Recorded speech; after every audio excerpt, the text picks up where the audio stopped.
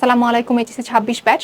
তো তোমাদের কিন্তু পরীক্ষার সম্ভাব্য তারিখ ঘোষণা করে দেওয়া হয়েছে। তোমরা অনেকেই মনে করেছিলে পরীক্ষাটা অনেক পরে হবে, জুলাই হবে, কিন্তু যেহেতু একদম 1 মাস আগে ডেট দিয়ে দিয়েছে, তো তোমাদের কিন্তু অনেকেরই মাথায় হাত দিয়ে বসে আছো এখন। তো তোমরা যে প্রবলেমগুলো ফেস করছো, যে তোমাদের মেইন সাবজেক্টে দূরে থাক, গ্রুপ সাবজেক্ট একদম ভালো করে পড়া হয়নি, গ্রুপ সাবজেক্টে অনেক গ্যাপ আছে। তারপরে হলো তোমরা অনেকেই কোয়েশ্চেন কিভাবে অ্যান্সার করতে হবে এখনো জানো না। হ্যাঁ, তোমরা হাফ ইয়ারলি ফাইনাল পরীক্ষা দিয়েছো, তারপরও তোমরা এখনো জানো না যে কোয়েশ্চেন কিভাবে সলভ করবে, কিভাবে তোমাদের কোয়েশ্চেন অ্যান্সার করবে। আরেকটা জিনিস, অনেকে মনে করছো যে এখন যে শুরু করবে, নতুন করে শুরু থেকে শুরু করার মতো টাইমটাও তোমাদের নেই। যারা এই জিনিসটা ভাবছো যে একদম প্রথম থেকে শুরু করি, একদম রং ডিসিশন। তারপরও বলবো যে এই মুহূর্তে হতাশ হওয়ার কিছুই নেই। হ্যাঁ, এই মুহূর্তে যেটুকু টাইম আছে, লাস্ট 2 মাস, এই 2 মাসও কিন্তু তোমরা খুব ভালো করে পড়লে অনেক ভালো করতে পারবে। আজকের ভিডিওতে তোমাদের সেই কথাই বলবো যে কিভাবে পড়লে এবং কিভাবে প্রিপারেশন নিলে এই 2 মাস পরে শুধুমাত্র পাশ করাই নয়, বরং অনেক ভালো রেজাল্ট করা সম্ভব। চলো কথা না বাড়িয়ে শুরু করি যে কিভাবে আসলে পড়তে হবে। তোমাদের জন্য আমি একটা ছক বা রুটিন সেট করেছি, যেখান থেকে তোমরা খুব সহজেই একটা আইডিয়া নিতে পারবে। এখন ফুল একদম রুটিন না দেওয়ার কারণ হলো যে তোমাদের এবং আমার স্কেডিউল একদম মিলবে না। সুতরাং একজনের জন্য ইফেক্টিভ হলে আরেকজনের জন্য সেটা ইফেক্টিভ নাও হতে পারে। তো আমি একটা খসড়া রুটিন দিয়ে দিচ্ছি, যেটা ফলো করলে তোমরা কিন্তু কি করতে পারবে, পরীক্ষার যে রুটিনগুলো রয়েছে বা পরীক্ষার যে তোমাদের ল্যাকিংসগুলো রয়েছে সেগুলো যেরকম সলভ করতে পারবে, তাছাড়া তোমাদের কিন্তু ভালো করা অনেক পসিবল।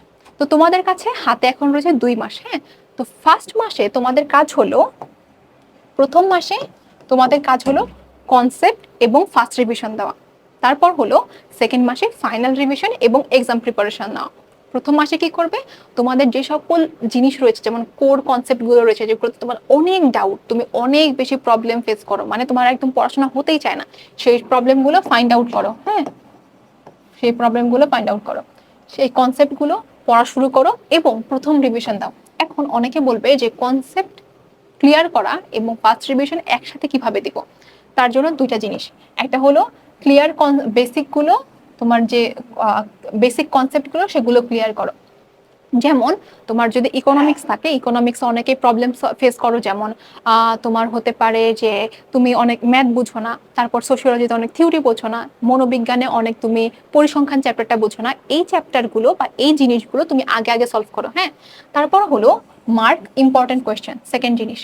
এখান থেকে পড়ার পরে ইম্পর্টেন্ট কোয়েশ্চেনগুলো যে রয়েছে সেগুলো তুমি মার্ক করো, কোত্থেকে কোয়েশ্চেন আসে, কোত্থেকে তোমার পড়লে ভালো হবে, বা কি পড়লে কিভাবে পড়লে তুমি ভালো করবে, বা কোয়েশ্চেনগুলো কিভাবে আসে প্রত্যেকবার, সেগুলো তুমি কি করো, মার্ক করে রাখো। হ্যাঁ, এভাবে যখন তুমি মার্ক করবে, তোমার কি হবে, প্রথম মাসটা তোমার এভাবে যখন পড়বে, তোমার কনসেপ্ট ক্লিয়ার হয়ে যাবে এবং ফার্স্ট রিভিশন হবে।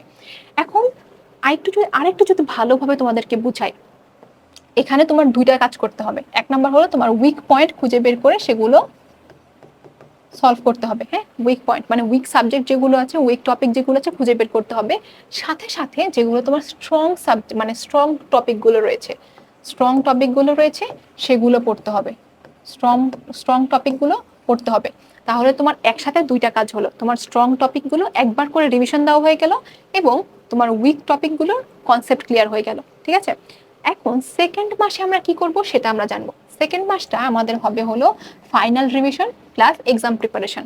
আমি আগেই বলেছি, ফার্স্ট মাসে তুমি মার্ক করবে ইম্পর্টেন্ট কোয়েশ্চেনগুলো, এই ইম্পর্টেন্ট কোয়েশ্চেনগুলো তুমি ফাইনাল রিভিশন দিবে এবং তোমার মেইন বইয়ে যেগুলো তুমি দাগিয়েছিলে, যে সকল পয়েন্ট, যে সকল টপিক, যে সকল জিনিসগুলো দাগিয়েছিলে আবার পড়বে। তারপর তোমার হলো এখানে মডেল টেস্ট, তারপর test paper solve, board question solve. যারা এখন পর্যন্ত তোমরা একদম টেস্ট পেপার খোলোনি, তোমার টেস্ট পেপার কেনই নেই, তাদেরকে বলবো জলদি টেস্ট পেপার কেনো, বোর্ড কোয়েশ্চেন সলভ করো, তারপর হলো তোমার মডেল টেস্টগুলো সলভ করো। এগুলো তোমাদের খুব হেল্প করবে, ট্রাস্ট মি। এই জিনিসটা তুমি ফলো করো, দেখবে তোমার প্রিপারেশন এখন যা আছে সেখান থেকে 40 to 60% ইনক্রিজ হবে। তোমাদের প্রথমে কি করতে হবে, ফুল সাবজেক্ট রিভাইজ করতে হবে। এখান থেকে যে ইম্পর্টেন্ট টপিকগুলো দাগিয়েছিলে, তারপর হলো ইম্পর্টেন্ট কোয়েশ্চেনগুলো দাগিয়েছিলে, যে যা নোট করেছিলে সবগুলো আবার রিভিশন দাও, ফুল সাবজেক্ট রিভাইজ করো। এখন তোমরা অনেকে বলতে পারো যে একটা সাবজেক্টের জন্য আসলে কতদিন করে টাইম নিব।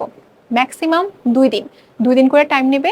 এখন যদি 2টা পেপার হয় তাহলে তুমি সেখানে 3 দিন থেকে 4 দিন টাইম নিতে পারো, এর থেকে বেশি একদমই ট্রাই করবে না, কারণ সেক্ষেত্রে তোমার কি হবে, সেক্ষেত্রে তোমার অনেক বেশি টাইম কিল হবে এবং অন্যান্য সাবজেক্টের জন্য তুমি টাইম পাবে না।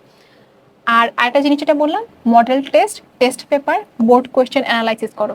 এগুলো যখন তুমি করে যাবে না, তখন দেখবা যে তোমার কিন্তু কোয়েশ্চেন প্যাটার্ন সম্পর্কে কোনো ধারণা হবে না।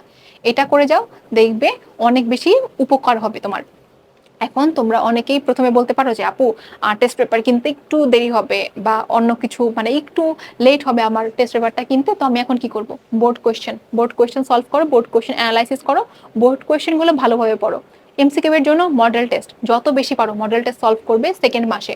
আর হলো টেস্ট পেপারে তোমার কিসের জন্য, সিকিউ এর জন্য হিউজ পরিমাণে টেস্ট পেপার সলভ করো, মডেল টেস্ট সলভ করো এমসিকিউ এর জন্য।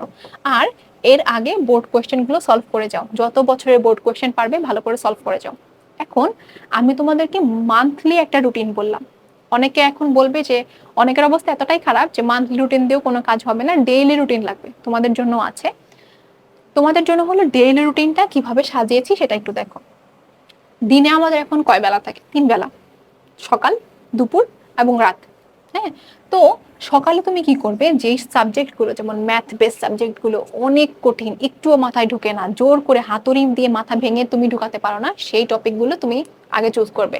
ম্যাথ বেস সাবজেক্ট বা তোমার যেগুলো অনেক কঠিন লাগে এই সাবজেক্টগুলো চুজ করবে, হ্যাঁ, মর্নিংয়ে। কারণ এটা হলো সাইন্টিফিক্যালি প্রুভেন, সকালবেলা হলো অনেক বেশি মানে ঠান্ডা আবহাওয়া থাকে, মাথা ঠান্ডা থাকে, মাত্র ঘুম থেকে উঠেছো, তো একটু ফ্রেশ ট্রেশ হয়ে যখন পড়বে অনেক বেশি মাথায় ঢুকবে, তখন এই সাবজেক্টগুলো পড়ার চেষ্টা করবে। দুপুরে থিওরি পড়ার চেষ্টা করবে, মুখস্থ যেগুলো সেগুলো দুপুরে পড়ার চেষ্টা করবে, হ্যাঁ, যেমন সোশিওলজির থিওরি, তারপর সাইকোলজির থিওরি, পৌরনীতি, তারপর হলো তোমার আর আর যে অর্থনীতি যে সকল থিওরি রয়েছে সেগুলো দুপুরে পড়ার চেষ্টা করবে। এবং রাতের বেলা রিভিশন দেবে, যেহেতু রাতে তুমি ঘুমাও এবং তোমার ব্রেন অনেক রেস্ট করে, সুতরাং তখন কিন্তু তোমার ব্রেনটা খুব বেশি অ্যাক্টিভ থাকে এবং তুমি সারাদিন যা যা পড়েছো সেগুলো কিন্তু অ্যাক্টিভ রিকল হয় এবং সেগুলো খুব ভালোভাবে মনে থাকে। সুতরাং রিভিশন দেবে কখন? রাতের বেলা। এই প্যাটার্নটা ফলো করো, দেখবে রুট মানে তোমার যে রিভাইজ প্যাটার্ন বা রিভাইজ যেটা তোমার স্ট্র্যাটেজি অনেক ভালোভাবে কাজ করবে। আরেকটা জিনিস তোমাদের জন্য, এই 3টা বাদেও আমি বলেছি না আজকের ভিডিওতে তোমাদের একদম প্রপার গাইডলাইন দিয়ে দিব যে 2 মাসে কিভাবে পড়বে। আরেকটা জিনিস যে কোন কোন কাজগুলো তোমার বাদ দিতে হবে, কোন কোন জিনিসগুলো করলে তোমার এই যে সম্পূর্ণ মেহনত বা তোমার যে খাটনি একদম পুরো বেকার হয়ে যাবে। একটা হলো এক্সপ্লোর নিউ টপিক। অনেকেই চেষ্টা করো, অনেক বিদ্যাসাগর আছে, পড়া তো হয়ই নাই, তারপরে চেষ্টা করে যে সব পড়ে ফেলবো 2 মাসে, আমি একদম পুরা কোপায় দিব, সব কিছু পড়ে ফেলবো। এই মেন্টালিটি যাদের আছে তারাই দেখবা যে লাস্টে ফেল করবে। হ্যাঁ, তোমাদের যে একদম এক্সাম শেষে বা রেজাল্টের পর একটা huge number, huge percentage fail করে, ওরা এরকম যারা সব কিছু পড়ে ফেলতে চায়। তোমার যদি আগে থেকে পড়া হয়ে থাকে তাহলে দ্যাটস ফাইন, খুবই ভালো।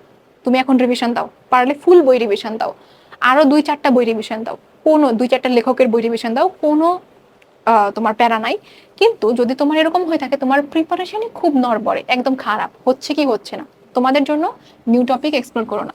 তোমার যদি এখন মনে করো তোমার 10টার মধ্যে 5টা টপিক খুব ভালো করে পড়া, 5টা টপিক পড়া নাই, বা তোমার 5টার মধ্যে আমি হাফ হাফ না ধরে আমি ধরলাম তোমার 7টা টপিক খুব ভালো করে পড়া, 3টা টপিক পড়া নাই, বাদ দাও 3টা টপিক। এই 7টা টপিকের মধ্যে তুমি ভালো করে এমফাসাইজ করো, বারবার পড়ো, হ্যাঁ, বারবার পড়ার চেষ্টা করো, বারবার রিভিশন দেওয়ার চেষ্টা করো, যাতে এই 7টা টপিকের মধ্যে থেকে কোনো কোয়েশ্চেন আসলে মিস যাতে না হয়।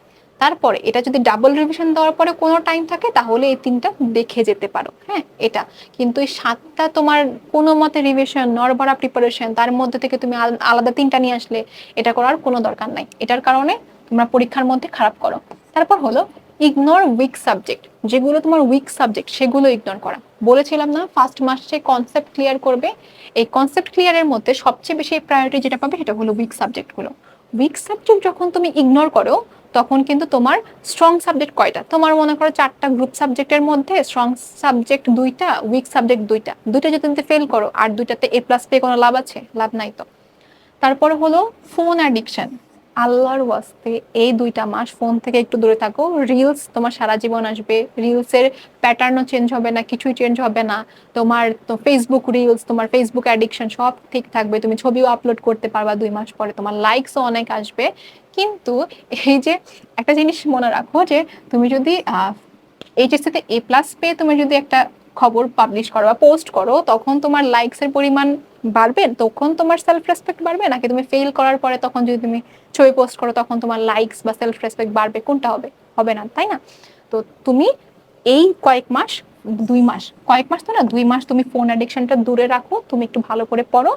যখন তুমি পোস্ট করবে না আলহামদুলিল্লাহ A+ পেয়েছি, তখন তোমার likes, self respect, self satisfaction অনেক ভালো হবে এই 2 মাসের ফোন অ্যাডিকশনটা বাদ দেওয়ার কারণে। হ্যাঁ, এটা হলো স্লিপ শিডিউল। আর এটা হলো তোমার, মনে করো যে এখন অনেকে করবে কি, যেহেতু পড়াশোনা হয় নাই, তোমার 12 ঘন্টা, 14 ঘন্টা, 16 ঘন্টা এরকম পড়াশোনা করার চেষ্টা করবে। এতক্ষণ যখন তুমি পড়াশোনা করার চেষ্টা করবে, পড়াশোনা কিন্তু তোমার ওই 7-8 ঘন্টাই হবে। এতক্ষণ পড়ে আসলে কোনো লাভ হবে না, বরং টাইম পাস হবে। ঘুমও ঠিক মতো হবে না, পড়াও ঠিক মতো হবে না। তো ঘুমের স্কেডিউলটা একদম ঠিকঠাক রাখো, 7 থেকে 8 ঘন্টা ঘুম রাখো। বা 8 ঘন্টা তো নয়, এখন তোমার 6 থেকে 7 ঘন্টা ঘুমই এনাফ, যেহেতু তোমার অনেক পড়তে হবে। তো এইটুক ঘুমের তোমার যে নর্মাল রুটিন রয়েছে সেটা হলো ঠিকঠাক রাখো। আর একটা জিনিস যেটা তোমাদের খুব ভালো করে মাথায় রাখতে হবে, যে কোন জিনিসগুলো বাদ দাও তোমরা। হ্যাঁ, এতক্ষণ তো বললাম যে কোন জিনিসগুলো বাদ দিতে হবে, এখন বলবো কোন জিনিসগুলো তোমরা একদম উইলিংলি বাদ দাও, যার কারণে তোমরা একদম পরীক্ষায় একদম ডাব্বা নিয়ে আসো, লাড্ডু পাও। সেটা হলো কোয়েশ্চেন অ্যানালাইসিস না করে যাওয়া। সবচেয়ে বড় ভুল। তুমি যদি 2-1টা টপিক বাদ দাও বইয়ের, সেটাও মনে হয় এতটা এফেক্ট করবে না, সেটাও ওকে। কিন্তু তুমি যদি কোয়েশ্চেন অ্যানালাইসিস করে না যাও, তাহলে দেখবে তোমার কি পরিমাণ সাফার করতে হয়। আমি মনে হয় আমার প্রত্যেকটা ভিডিওতে এই জিনিসটা সবচেয়ে বেশি বলেছি, যে কোয়েশ্চেন অ্যানালাইসিস করো, বোর্ড কোয়েশ্চেন সলভ করো। কারণ এই জিনিসটা তোমার যদি প্রিপারেশন 60 হয়, 70 হয়, তারপরেও এই জিনিসটার কারণে তোমার কিন্তু 80-90 হয়ে যাবে, প্রিপারেশন এত ভালো হয়ে যাবে। সুতরাং কোয়েশ্চেন অ্যানালাইসিস করতে কখনো ভুলবে না। এটা হলো প্র্যাকটিস। প্র্যাকটিস বলতে আমি বুঝাচ্ছি না যে তুমি কতবার রিভিশন দিলে বা দিলে না, এটা না। আর এটা হলো যে তোমার পরীক্ষার হলে যাওয়ার আগে তুমি লেখা প্র্যাকটিস করছো কিনা, কিভাবে লিখবে, কিভাবে কোয়েশ্চেন অ্যান্সার করবে, তোমার কোয়েশ্চেন প্যাটার্ন কেমন হবে। কোনো একটা কোয়েশ্চেন দিলে তোমাকে সেটার অ্যান্সার তুমি কিভাবে করবে সেটা তুমি একবার লিখে যাও।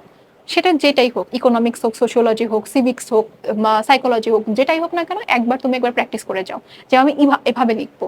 বা তোমার হাতের জড়তাটা একটু কাটাও। তো একবার লেখার প্র্যাকটিস করো, এবং রিভিশন তো আছে। হ্যাঁ, এই তো ওভারঅল তোমাকে আমি 2 মাসের একটা বললাম, যে কিভাবে পড়বে।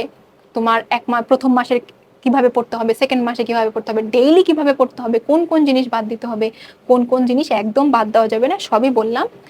এখন একদল স্টুডেন্ট রয়েছে যারা এখন বুঝতেছে না যে প্রথম থেকে শুরু করবে কিনা। তোমাদের তো প্রথমেই বললাম যে প্রথম থেকে শুরু করার কোনো দরকার নাই, টপিক ভিত্তিক, টাইপ ভিত্তিক পড়ো। রুটিনও দিয়ে দিয়েছি, একদম মানে এলাবোরেটলি ডিসক্রাইবও করে দিয়েছি। তারপরও তোমার যদি কোনো প্রবলেম হয় যে না আমার টপিক ভিত্তিক কিভাবে পড়বো, টাইপ ভিত্তিক কিভাবে করবো, আমি একদমই মাথায় ঢুকতেছে না, আমি এখন নতুন করে একদমই শুরু করতে পারবো না, তোমাদের জন্য আমাদের কাছে আমাদের সবগুলো কোর্স রয়েছে, যে কোর্সে আমরা কিন্তু ইন ডিটেলস বলে দিয়েছি। একবার যদি তুমি দেখো, তখন দেখতে পারবে যে টাইপ ভিত্তিক, টপিক ভিত্তিক সকল কোর্স বা সকল সাবজেক্টের একদম ইন ডিটেলস আলোচনা করা হয়েছে। তোমার শুধু কাজ হলো ভিডিওগুলো দেখা, যে ভিডিওর পরে যে সকল কোয়েশ্চেনগুলো আমরা সলভ করে দিয়েছি সেগুলো একবার দেখা। তখন তোমার টাইপ ভিত্তিক, টপিক ভিত্তিক আলাদাও করতে হবে না, তোমার টাইপ আর টপিক ভিত্তিক কোয়েশ্চেন আলাদাও করতে হবে না, তোমার আলাদা করে MCQ সলভের ক্ষেত্রেও প্যারা নিতে হবে না, সবকিছুই করে দেওয়া আছে।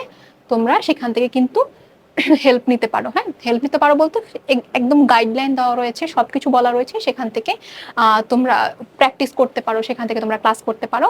তোমাদের এই লিঙ্কটা, সব লিঙ্কগুলো আমি কমেন্ট বক্সে দিয়ে দিব, তোমরা চেক করবে, ডেসক্রিপশন চেক করবে, তোমরা ডেমো ক্লাস করবে। তারপর যদি তোমাদের মনে হয় তোমরা কিন্তু এগুলোতে জলদি এনরোল করে ফেলো, কারণ তোমাদের এখন আর টাইম নেই। আর যারা মনে করো যে না আমি একাই পারবো, তাদের জন্য তো ওভারঅল একটা গাইডলাইন দিয়ে দিলাম, তোমরা কিন্তু এটা ফলো করে দেখতে পারো, আশা করি ভালো করবে। তো যারা ভিডিওটা দেখছো সবার জন্য শুভ কামনা, তোমাদের ফ্রেন্ডদেরও জানিয়ে দাও, তারাও যাতে ভালো করতে পারে। একসাথে ভালো করো, একসাথে প্রিপারেশন নাও। আসসালামু আলাইকুম।